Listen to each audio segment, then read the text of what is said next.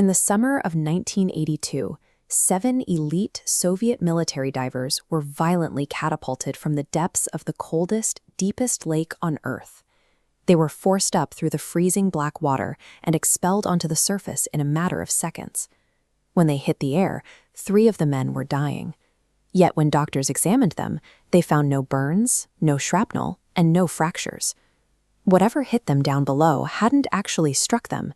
It had simply moved them with absolute control, leaving them to be torn apart from the inside by the physics of rapid ascent. Somewhere in the Russian archives, there is a file that details the order these men were given before they descended and what forced them back up, but the military has never opened it. The Soviet military's total silence on the matter has prevented any official resolution.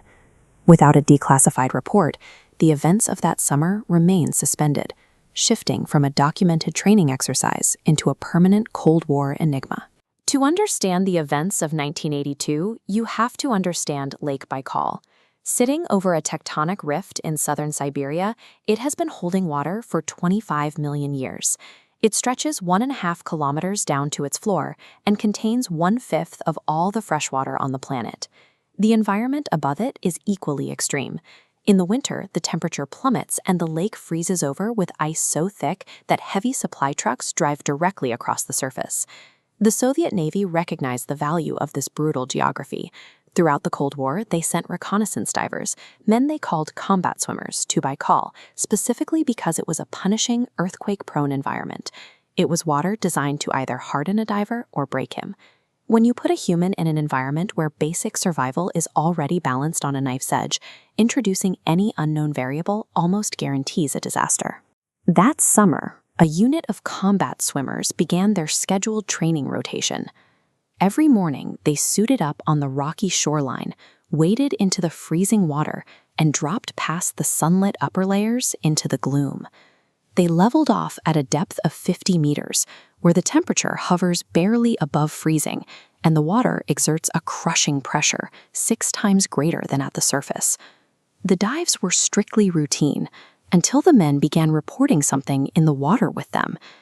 They described humanoid figures, enormous in scale, measuring close to 3 meters tall, moving fluidly through the darkness. They reported that these figures were clad in tight, silvery suits, with their heads enclosed in smooth, spherical helmets. But they carried no air tanks, no regulators, no hoses. A human being cannot swim at 50 meters without life support. The presence of these gearless figures directly defied the biological rules of the environment. Faced with repeated sightings, the chain of command above the shoreline decided they had to act. The officers handed down a blunt, practically impossible order. 7 men were instructed to descend together, approach one of these entities, throw a net over it, and haul it to the surface. Below the 50-meter mark, they found their target hanging motionless in the water. As they moved into position and deployed the net, they were hit by a massive pulse. The water itself instantly hardened around them, a sudden, non-explosive pressure that seized all 7 men at once.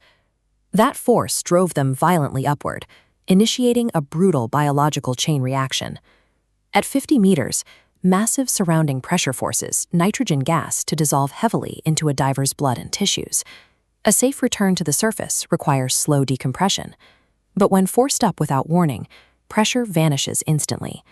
The nitrogen violently boils out, forming massive bubbles that tear through joints and the spine. All 7 men hit the surface in agony, with 4 of them in critical condition, dying from severe decompression sickness. The only medical intervention for this is immediate recompression, but the remote training facility at Baikal only had a single 1-man treatment chamber. Ultimately, the divers fell victim to the uncompromising physics of the deep. Their own biology, pushed past limits by a desperate command, became the instrument of their deaths. The military immediately locked down the operation. The incident was classified, and 3 families received standard death notices claiming their sons had died in a routine training accident. This absolute secrecy created a vacuum of information. Into that void poured the older stories of the lake.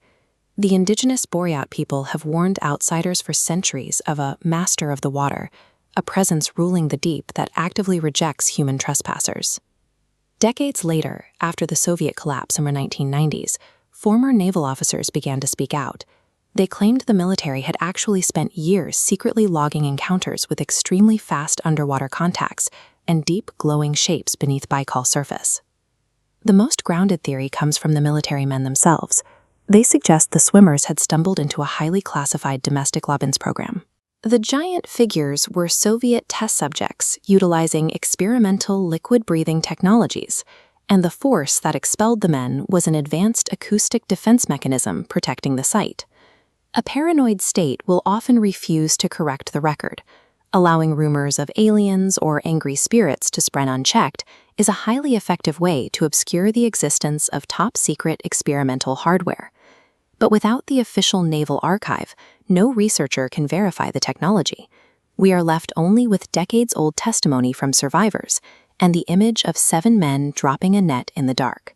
The mechanism that generated the pulse possessed the strength to crush a human body at depth. It exerted just enough force to physically remove the men from the deep, delivering them to the surface with chilling precision. The entity treated the divers as intruders to be relocated, rather than enemies to be destroyed.